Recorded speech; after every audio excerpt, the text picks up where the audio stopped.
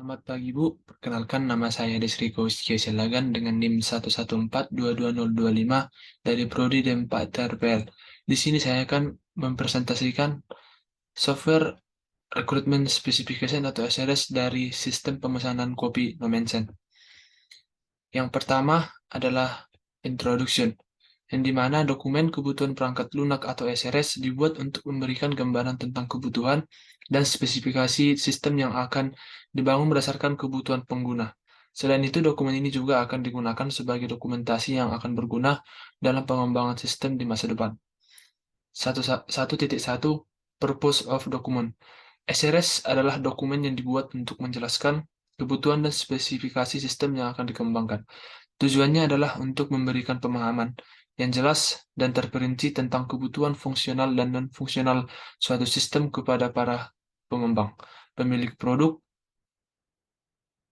pengguna, dan pihak terkait lainnya. Selanjutnya 1.2 Dokumen Convention.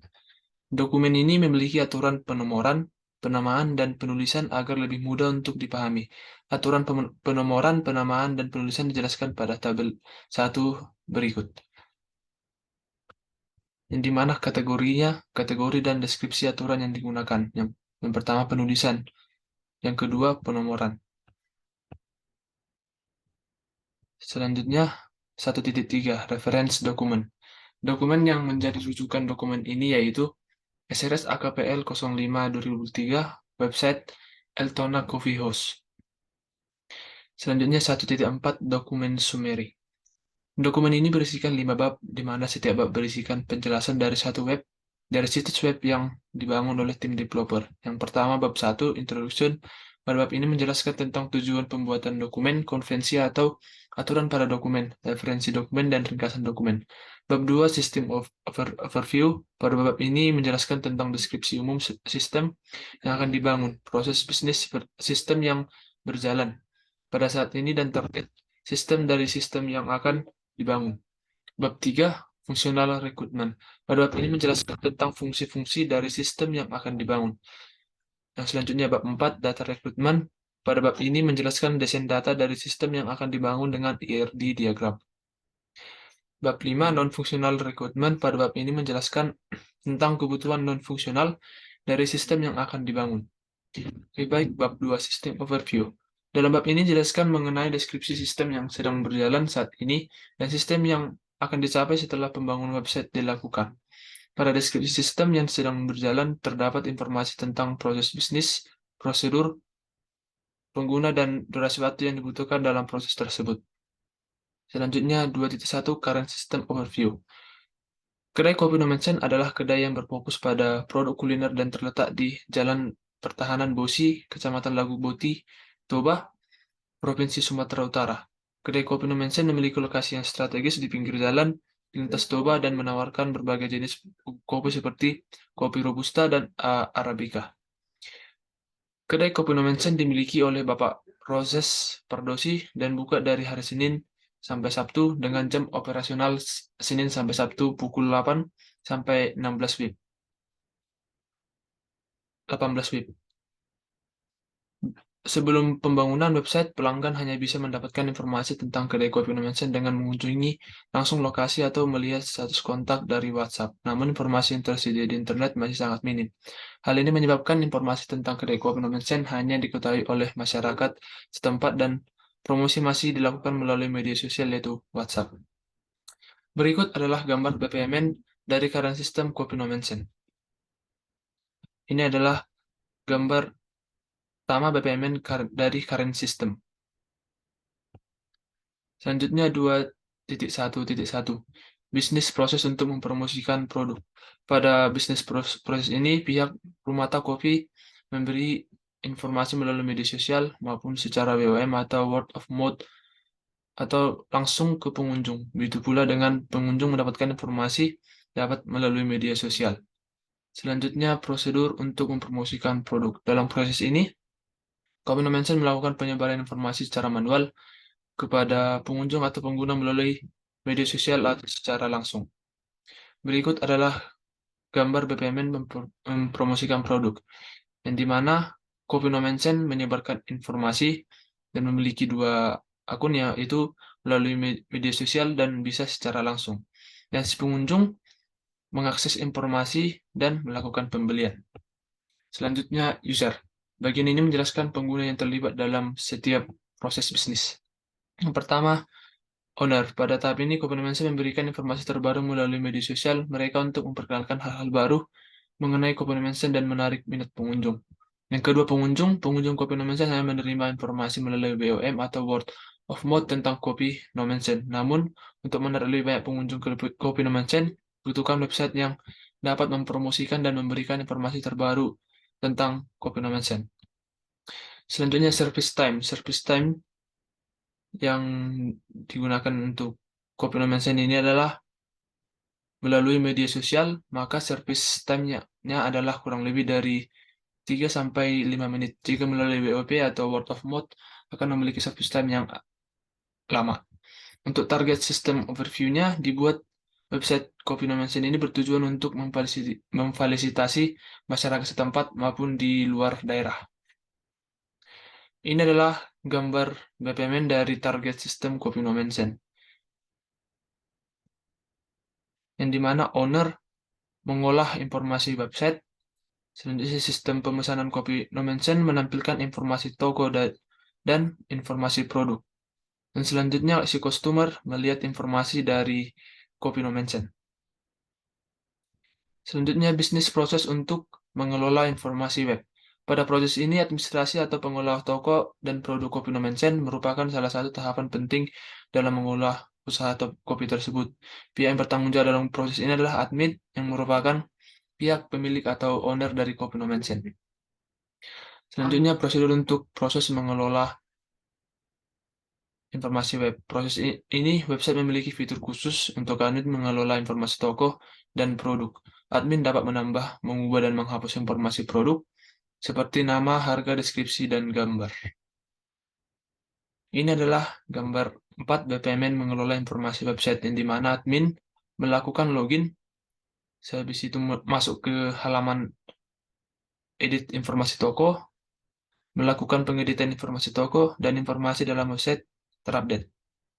Selanjutnya, website Kopinomensel menampilkan halaman login, habis itu menampilkan halaman dashboard admin, dan admin melakukan edit, ya, karena menyimpan informasi yang diupdate, dan hasilnya menampilkan informasi website. Dan si customer bisa melihat informasi website dari Kopinomensel. Selanjutnya, user dari mengelola informasi website ini adalah owner Kopinomensel yang berperan sebagai admin. Pada proses pengelolaan informasi website, pihak yang terlibat hanyalah admin. Selanjutnya, service time. Pengunjung dapat mengakses informasi mengenai Kopinomensel kapan saja dan di mana saja melalui halaman website yang tersedia. Informasi tersebut selalu diperbarui secara belaka oleh admin agar Anda dapat mengikuti perkembangan terbaru dari Kopinomensel. Selanjutnya, bisnis proses untuk melakukan feedback. Pada bisnis proses untuk melakukan feedback, customer dapat memberikan feedback melalui form feedback yang tersedia pada website. Prosedur untuk melakukan feedback. Berikut adalah deskripsi di mana masyarakat lebih mudah memberikan feedback terhadap Kopinomensel, yang di mana owner menerima notifikasi dari pemesanan, dan jenis sistem pemesanan Kopinomensel menampilkan data produk, dan si customer memilih produk yang akan dipesan di website Kopinomensel. User. Pada proses pemesanan user yang terlibat adalah owner Kopinomensel yang berperan sebagai admin, yaitu customer. Pada proses melakukan pemesanan dalam setiap Kopinomensel, pihak yang terlibat adalah customer. Untuk service time-nya, itu memerlukan kurang lebih dari sekitar 3 menit jika melalui media sosial. Waktu ini mencakup waktu penggunaan membuka buku halaman feedback, membaca instruksi, mengisi formulir dengan komentar atau saran. Selanjutnya, bisnis proses untuk melakukan feedback. Pada bisnis proses untuk melakukan feedback, customer dapat memberikan feedback melalui form feedback yang tersedia pada website. Oke, baik. Selanjutnya, prosedur untuk melakukan feedback. Berikut adalah deskripsi di mana masyarakat lebih mudah memberikan feedback terhadap Kopinomensel, di mana admin melihat feedback customer. Selanjutnya, sistem sistem pemesanan copy mention menampilkan isi feedback di halaman admin. Dan si customer masuk ke halaman feedback dan mengisi form feedback dan mengirimnya. Selanjutnya user. Pada bagian ini melibatkan pengguna atau user di mana mereka akan mengunjungi situs web copy mention. Selain itu, pengguna juga dapat menelusuri konten yang tersedia dalam situs web. Untuk service time yang dibutuhkan adalah dalam melakukan feedback adalah kurang dari 5 menit. Selanjutnya bab 3, Functional Requirement. Pada bab ini menjelaskan kebutuhan fungsi-fungsi yang ada pada sistem yang sedang dibangun yang mampu dikerjakan oleh perangkat lunak. Pada bab ini menjelaskan tentang gambaran sistem melalui beberapa diagram. 3.1 Software Features. Bagian ini menjelaskan tentang perancangan sistem berbasis web untuk memfasilitasi pengembangan pemasaran copy no mention. Ini adalah use case diagram dari website copy no mention. Selanjutnya kita masuk ke use case skenario, yaitu yang pertama untuk login. Berikut adalah use case skenario untuk use case dalam login. Yang kedua, use case skenario untuk mengelola informasi website. Berikut adalah use case skenario untuk use case dalam mengelola informasi website, antara lain yaitu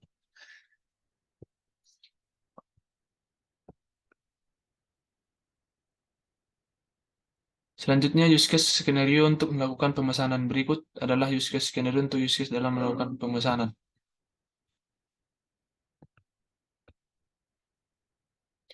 Selanjutnya, use case skenario untuk memberikan feedback. Ini adalah use case skenario untuk use case dalam memberikan feedback. Use case skenario untuk melihat feedback. Berikut use case skenario untuk use case dalam melihat feedback.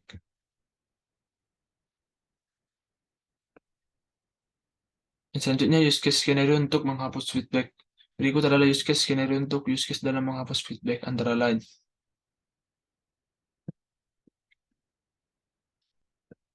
Selanjutnya, user karakteristik. Pada bagian ini berisi karakteristik pengguna website copy mention. User pada website copy mention yaitu yang pertama admin dan yang kedua pengunjung. Untuk user group 1, description of user itu admin, role-nya mengelola website dan memberikan informasi. Prerequisite-nya memiliki akun untuk dapat masuk ke website copy mention serta mampu mengelola data dan memberikan informasi.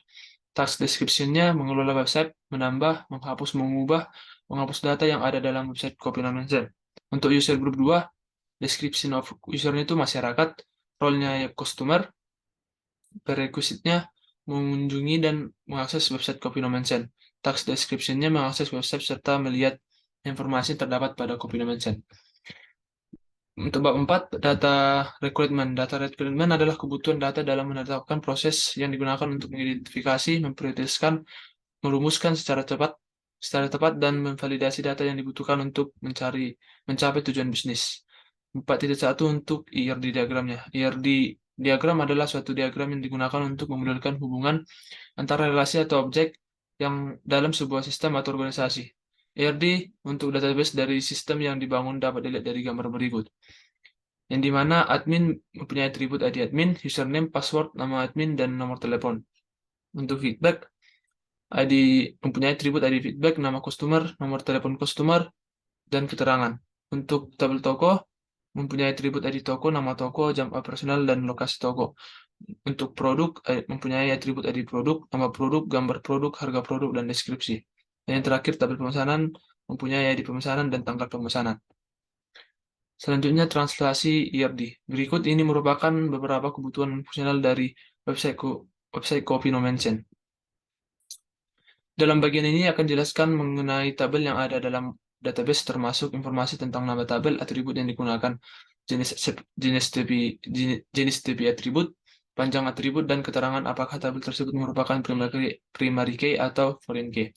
Yang pertama, tabel admin, yang dimana ID admin sebagai primary key. Yang kedua, toko, yang dimana primary key sebagai ID toko.